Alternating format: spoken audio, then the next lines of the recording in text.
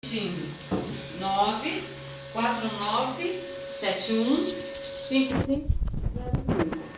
Vai lá, faz sua sugestão de temas, músicas, entrevistas. Hoje conversaremos sobre cristianismo e negritude. Nesse clima, saindo do clima natalino, fiquei pensando, que coisa, né? Todo mundo, quando dá um recadinho, fala, ó, Feliz Natal, na televisão, fala assim, vamos lembrar do Cristo, né?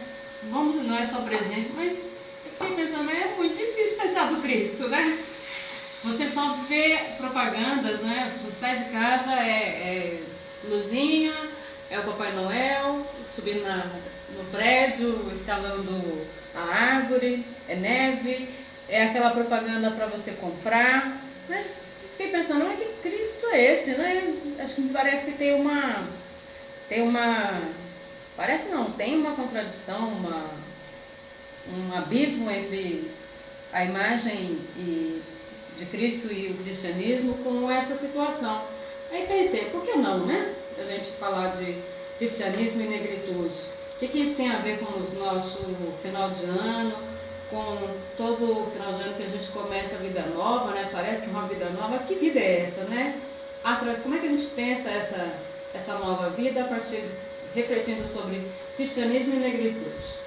E aí nesse clima também fiz uma escolha de músicas para a gente iniciar e vocês ouviram aí Jesus is Love com Commodores na voz do Lionel Rich, que é uma música que traduzindo diz assim, o nome da música é Jesus é Amor, e traduzindo a primeira estrofe, vamos lá, uma tradução quase livre, viu gente, porque o inglês aqui é tradução livre da internet, e um pouco que eu conheço, né, para não fazer muita bobagem. Vamos lá. Começa assim, Pai, socorra seus filhos, e não deixe que caiam ao largo da estrada. Ensina-os a amar uns aos outros, que o paraíso possa encontrar um lugar em seus corações, pois Jesus é amor. Ele não o deixará caído, e eu sei que ele é meu para sempre, em meu coração. E aí, para falar desse tema, do cristianismo e negritude, está aqui com a gente a Eliade Dias dos Santos. Ela é teóloga, mestre em ciências da religião, membro da Organização Evangélicas pela Igualdade de Gênero, é pastora da Igreja Metodista no bairro da Luz, região central de São Paulo, e coordenadora do projeto Casa na Luz, que atende mulheres e crianças em situação de refúgio e imigração. Vamos ouvir a Eliade com os seus primeiros cumprimentos e depois a gente continua na nossa conversa. Bom dia a todos e a todas que estão os ouvintes, né, da rádio. Muito bom estar aqui com vocês nesta manhã. Muito feliz de voltar a Santo André. Nasci aqui, né? Santo André, morei aqui até julho do ano passado e é bom voltar de novo. Agora, Eliade, diz pra gente, eu fiz aqui uma primeira apresentação curricular, né? Mas pra gente engatar no nosso tema, diz pra gente quem que é você, que caminho que você percorreu para chegar aqui nos dias de hoje, como que você se aproximou da religiosidade? Bom, eu sou de família protestante, né? Minha mãe, a família da minha mãe já era metodista. Essa igreja que eu estou hoje, que eu sou pastora, os meus avós ajudaram a construir essa igreja, então tem muito da minha raiz ali. Eu saí dali em 86 para fazer o curso de teologia.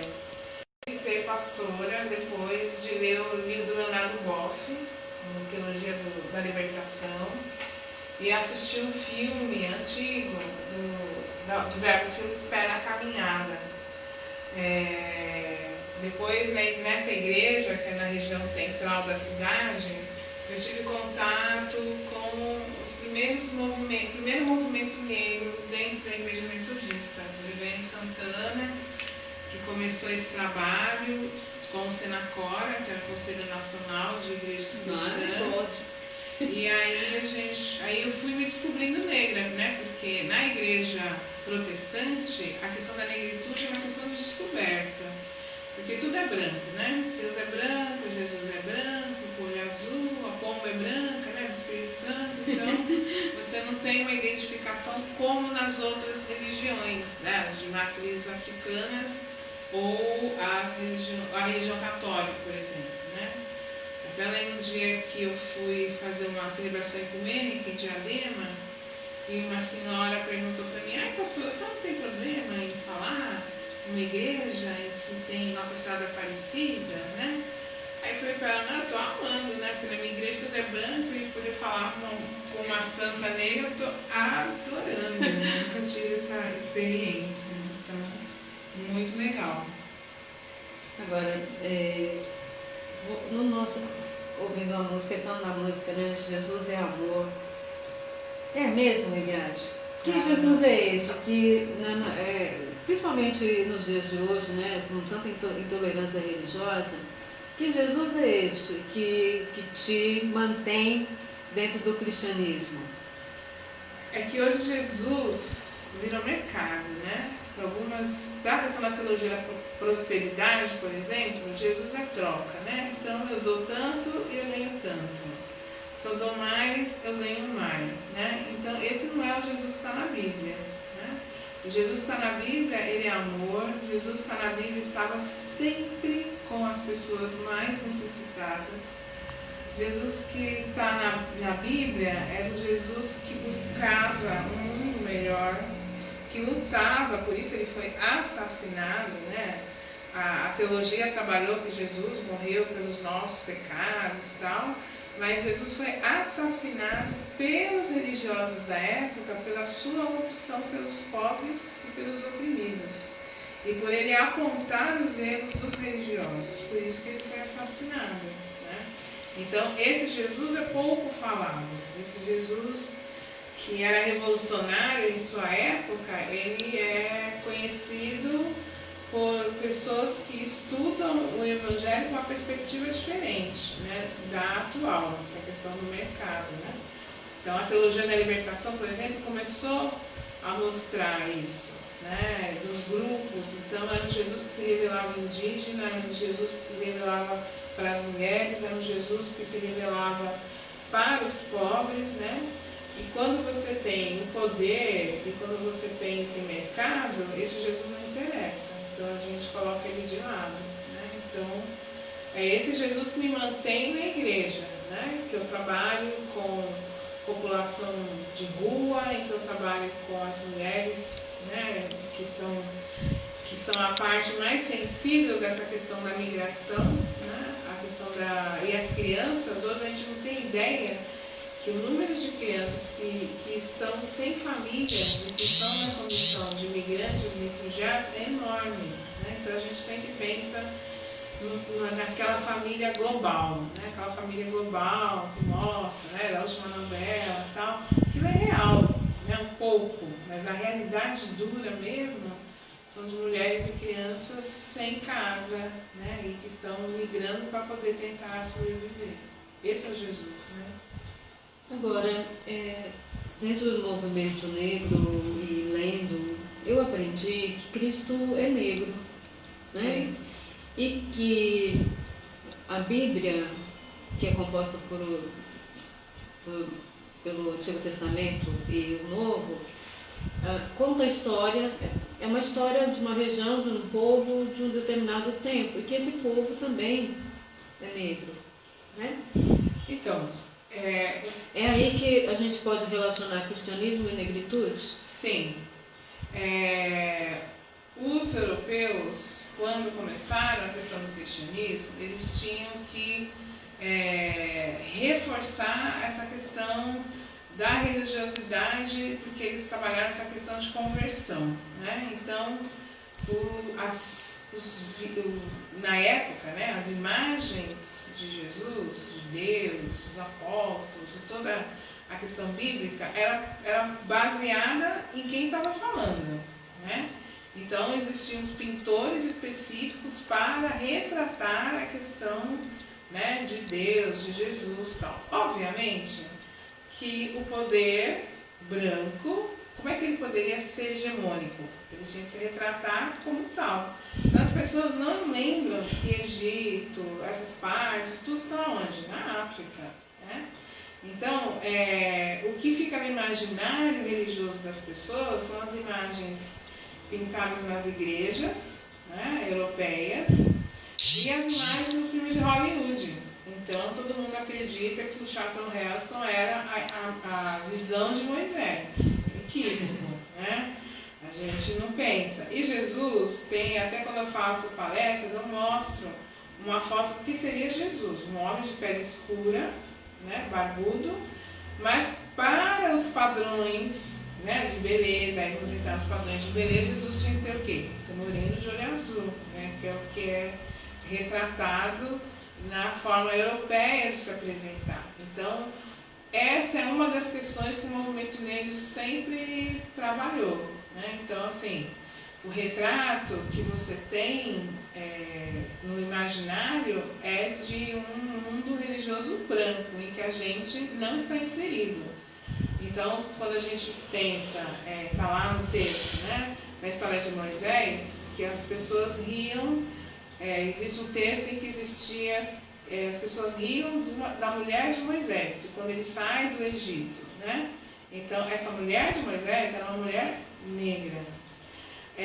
No Cântico dos Cânticos, aí o pessoal pode conferir nos Cânticos, ou no Cantares, né, na Bíblia Católica, no Cantares, o Cântico dos Cânticos 3, está escrito lá: sou morena, porém formosa. Quando a gente faz a exegese, isso a gente quando faz teologia mesmo, né? Tem uns cursinhos meia boca aí, mas eu fiz a teologia de 4 anos, né? Eu tive que aprender hebraico, grego, rapidez. Eu tive que fazer hebraico, grego, então tá lá. Sou negra e formosa. Mas quem fez a tradução, um homem branco, mudou para sou morena, porém formosa. Ele usou a questão do verbo no hebraico, né? E o porém. Então, né, foi o sol que me queimou. Tipo, desculpa vocês nessa cor, porque foi o sol que me queimou. Agora, indo nessa linha, né? Que a história que está lá no Novo Testamento, no Velho, tem origem dos povos hebreus e no continente africano, asiático. A gente pode dizer que o cristianismo e as religiões, os grupos, as denominações religiosas que decorrem daí, são de matriz africana? Não são de matriz africana. Aliás, eu trabalho muito essa questão da teologia negra. Eu acho que a gente tem que sair, por exemplo, é a história do povo hebreu. Né? O Antigo Testamento é a história do povo hebreu que tinha contato com outros povos da África, né? Das outras regiões da África, lembrando que a África é continente, né? Então, existia essa ligação, a rainha de Sabá, o etíope, essa é a relação. Mas quando a gente pensa numa teologia, a gente tem que sair do que a gente acha que é a normativa. Nós somos um povo muito mais antigo que o cristianismo, muito mais antigo que a história do povo hebreu, né? Lembre-se que a humanidade começa na África. Então, quando a gente vai pensar em questão de realidade, a gente tem que procurar, quando a gente tenta trabalhar essa questão da teologia, a gente tem que buscar antes disso. Né? Então, o erro, para mim, não que seja o erro, mas assim, é só focar lá na Bíblia. Existe literatura, existe história, por exemplo, o mito fundante do mundo para o povo africano é muito diferente do que está escrito na Bíblia. Então, para alguns povos da África, tudo começou com um buraco no chão. Né? Então, não é à toa que todas as celebrações, todo o ritual, o chão é importante para o povo africano, né? A terra, da onde que vem, da onde que a gente surge. Né? Enquanto que para o povo hebreu, para justificar a questão do homem e da mulher, tanto que no texto de Gênesis tem duas formas da criação do homem. Né? Uma que o homem dorme, Deus tira a costela, que é um povo mais, vamos dizer assim, da direita daquela época. Quase extrema direita. Então, vamos dizer assim. E o povo mais da esquerda, que escreve o relato, fala que Deus criou homem e mulher conjuntamente. Então não tem essa história de que você sai de um, né, e do outro. Mas eu acho que a gente tem que trabalhar, por exemplo, se a gente vai trabalhar teologia negra hoje no Brasil, a gente tem que pensar sobre a nossa ancestralidade, sobre a religião que os nossos ancestrais praticavam. Não a religião de pessoas que a gente nem sabe quem são e que tinham a prática, né? Aí você vê assim, um pouquinho do racismo, né? Que a gente não consegue sair dali. Tem uma discussão no movimento que eu já presenciei, que é como é que pode um povo oprimido adorar o Deus do seu opressor? Pois é, porque o opressor, ele conseguiu convencer, e ele consegue ainda convencer, de que ele é o ponto principal e que você é o que vem depois, né? O que é derivação, né? Então, a gente fala da matriz filial, né? Então, por exemplo, quando eu faço palestras, e geralmente quando tem pessoas brancas, eu pergunto para a pessoa branca, qual que é a sua raça? Aí a pessoa branca me olha com aquela cara de espanto, como assim, minha raça? Né? Porque a pessoa branca não tem noção de que é raça, né? De que é etnia, né? Já falar sobre raça e etnia, raça é humana, né? Mas etnia branca, caucasiana, né? E a gente é etnia negra. Então, o branco, a pessoa branca, ele acha que ele é a matriz, e o resto aí é a raça negra, a raça asiática, né? Aí vai nas derivadas, mas não, né? Se a gente fosse pensar mesmo no que é o correto, você tinha que começar com quem surgiu primeiro. Quem surgiu primeiro? Sim. Então, é a partir daí, né? Mas, diariamente, a construção teológica reforçou isso, de que esse é o ideal, e a gente é o... E tem a ver com o que a gente faz, a discussão do embranquecimento, né? Da cultura, da criminalização das manifestações culturais, religiosas, africanas, né? A visibilidade que se dá para o europeu, o opressor, o oprimido querendo ser branco, né? O oprimido querendo ser o homem. Um problema que eu vejo no Brasil e em todo lugar do mundo, são as pessoas, quando ascendem um pouquinho na vida, passam a ter os mesmos hábitos que o opressor, né? Paulo Freire, né? O sonho de todo oprimido. E aí, como é que falta muito trabalho, é muito trabalho desfazer, reverter essa situação, né? Agora, acho que era legal a gente dar para o pessoal que está ouvindo um quadro do que é o cristianismo no Brasil. Quais são as denominações religiosas, as diferenças entre elas, né? Eu vi que elas se dividem em blocos, nem todas chegaram ao mesmo tempo. Não. Como é que foi? Como é que se deu isso aqui no Brasil, que começa lá? Começa não, né? Continua em 1500, a gente pega lá no primeiro censo, que 98%, 1880, um censo que eu encontrei um dado, que 98% católico, né?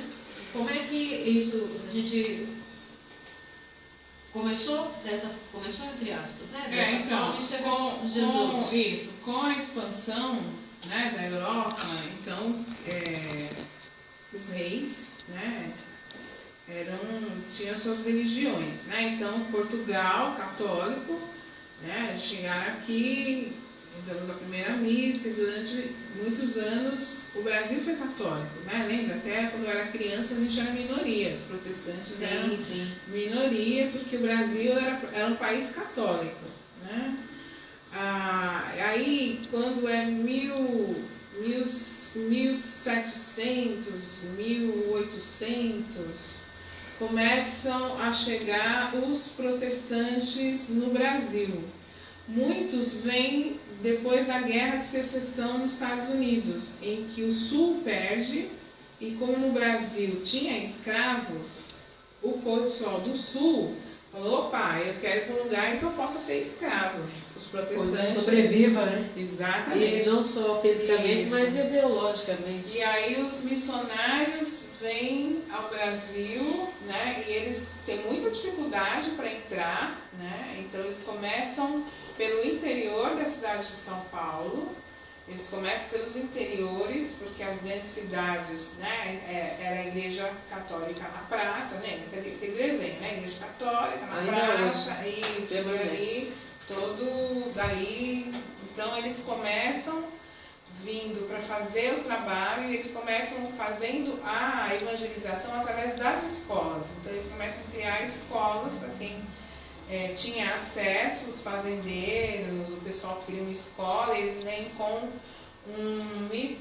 uma questão de uma escola boa, né, que acolhe. Então eles começam a fazer os cultos, tal. Então começa o trabalho. Começa a diferenciar, colocando que o que os católicos faziam não era muito cristão. Por exemplo, as igrejas no Brasil, elas não acendem velas, as igrejas protestantes. Então, isso é diferencial. A gente não tem imagem. Segundo diferencial, a gente não participa das festas populares. Terceiro diferencial, carnaval, festa pagã, povo católico participa, povo protestante nem das caras, né? Sim. Então, começa... Aliás, se retiram mesmo, né? Fazem retiro, carnaval, aquelas coisas e tal. Então, a partir daí vem um protestantismo conservador para o Brasil. Então, poucos que chegaram aqui tinham uma visão mais aberta. Então, vem as primeiras igrejas históricas. Começa com as igrejas batistas, depois chegam os presbiterianos, aí chegam os luteranos, os metodistas. Os luteranos vêm porque começa a vinda do povo da Europa, os alemães, para cá. Então tem que ter uma igreja luterana, né? Porque a maioria não era... Tinha a questão católica, mas também muitos eram luteranos já. Então, a partir da migração, começam a vir as igrejas para cá, as históricas. O movimento pentecostal chega um pouco depois, e aí começa a Igreja do Evangelho Quadrangular, que é uma das primeiras no Brasil a se formar. E os neopentecostais, que é uma derivação depois das igrejas pentecostais que chegam ao Brasil, né? Então, os pentecostais que vêm, quadrangular, depois começam as outras igrejas.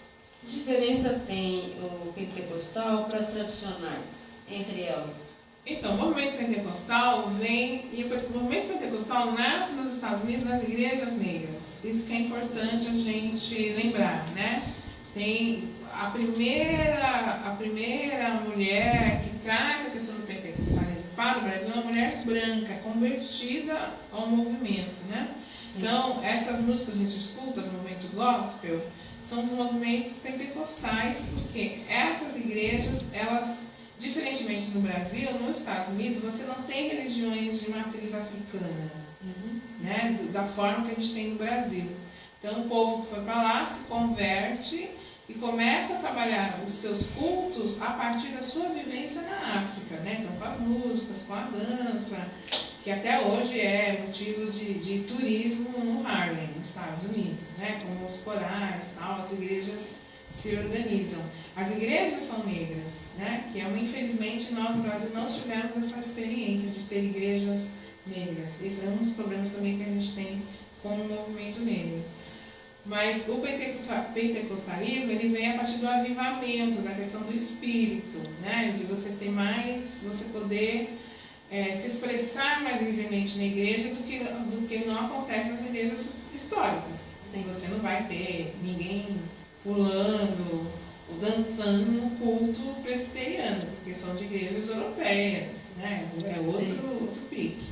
Então, essa é a diferença, a única diferença. Agora, com as igrejas neopentecostais que surgem depois, Deus é amor, Brasil para Cristo, universal. Então aí você tem a diferenciação, que logo depois elas abraçam a questão do mercado, que é da teologia da prosperidade, que é essa outra vertente que a gente conhece mais a partir de 98, 97 para cá. Essa é a outra vertente. Agora, viu, Eliade, quando a gente lembra dessas grandes igrejas, né? Universal, Deus é amor, Brasil para Cristo. Mas quando eu ando pela rua, pelos bairros, né, eu vejo, pelo menos em Santo André, um emaranhado de igrejinhas, né? Cada uma com uma né, com um nome diferente, uma criatividade assim. Mas como é que eu consigo saber se ela é pentecostal, neopentecostal, tradicional, se eu não tenho... Não dá para saber. Dá para saber. Pela construção do templo, né? Geralmente as igrejas de congregações cristãs são cinza e tem uma forma, uma marca. Essas igrejas que vão nascendo, a gente tem várias questões. São dissidentes das outras igrejas. Por exemplo, a Igreja Mundial é uma dissidência da Universal. O Valdomiro era um pastor da Igreja Universal. Ele briga com Macedo, descobre, né, ele sabe, ele também é uma pessoa inteligente e tal, vai lá e descobre como fazer a igreja dele. O J.R. Soares é cunhado do Macedo, então ele também tem lá a sua dissidência e abre a sua igreja. Então, são várias igrejas que vão abrindo porta a partir assim, né? Eu briguei com o meu pastor, eu briguei com a igreja, eu vou lá e quero fazer uma igreja para mim. Isso é uma coisa. Outra que a gente tem que saber: existe financiamento americano para que essas igrejas cresçam, porque principalmente nas periferias, porque é lá que você vai trabalhar a teologia da prosperidade e é lá que você vai trabalhar a questão da ideologia que essas igrejas estão por trás. Então não é à toa que essas igrejas nascem nas periferias, né? Porque elas atendem a questão do mercado. A pessoa tem necessidade, eu vou à igreja, né? O que o meu pastor, a minha pastora fala é lei, né? Eu aceito aquilo e a partir dali eu vou indo. Não é à toa que o Bolsonaro se declarou evangélico, né? E o governo, existe essa bancada evangélica, ela é forte devido a isso, porque existe um investimento também para que isso aconteça na América Latina toda. Sim, essas igrejas neopentecostais, penso que elas têm uma coisa que a gente, enquanto movimento negro, feminista, dificilmente a gente tem, que é acolher. Porque senão a gente não explica por que um dado, por exemplo, do Brasil, de que as religiões de matriz africana estão ficando majoritariamente brancas e as igrejas pentecostais, neopentecostais, tem um crescimento, está diminuindo. E no catolicismo existe branco, tem um abismo aí também. Existe um livro mostrando que as religiões afro-brasileiras não são mais uma religião negra, né? As religiões negras hoje são as igrejas pentecostais. Por quê? Porque na igreja pentecostal, nas neopentecostais, você é irmão, você está em pé de igualdade. Sim. Você não tem um outro ser humano superior a você, que manda em você, que diz que você tem que fazer, como nas igrejas, como nas questões da mãe de santo, do pai de santo, que tinha aquela questão da hierarquização, né? Então, as igrejas neopentecostais, elas também conseguiram pegar, não só por essa questão, mas também pela questão financeira, ideologicamente, da prosperidade. Então, quem não quer ascender? Quem não quer ter um carro? Mas, né? Por favor, não fica igual ao opressor, né? Não, então, mas, seria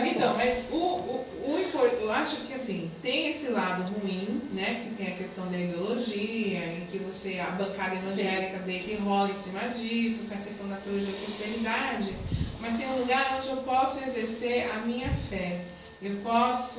Só existe, a única pessoa que media a minha relação com Deus é o pastor, né? Então não tem uma questão de uma hierarquia, eu não preciso pagar nada, entre aspas, para poder que a minha vida funcione, né? Então basta dar o dízimo e estar tranquilo. Tá, vamos continuar. Na verdade, não é parar, não é continuar conversando com a música, né? Porque as nossas músicas, elas também dialogam com o nosso tema e com as pessoas que vêm. E antes de ir para a música, eu quero aqui agradecer e dar um salve para o Fausto. O Fausto, manda lá de Brasília, do DF, jornalista, me mandou o livro, porque eu estou lendo, viu, Fausto? A Neuza Oliveira, da Negracim, a Maria Consuelo, que é minha prima, lá do Parque João Ramalho, tá? E vamos ouvir então a música que eu preparei, que é O Happy Days, Happy Day, todo mundo conhece. E eu fui atrás de saber, né, um pouco da música, e a explicação que mais me... Acho que ela está falando, o dia é um dia feliz, de que ela está falando de um dia de batismo nas águas, né? E que eu fui ler a tradução, mas como é que lave meus pecados, lave não sei o que, lave, que tanto lave é esse? É que você se transforma em uma nova criatura, a partir do batismo você é um ser novo. Aí foi legal, vamos colocar lá o Happy Days. Quem está cantando lá é The Edwin Harkins Singers. E na sequência, Jesus Loves Me, com a Whitney Houston, que ela gravou no álbum Greatest Love of All. Ok? Vamos de música então. Boa.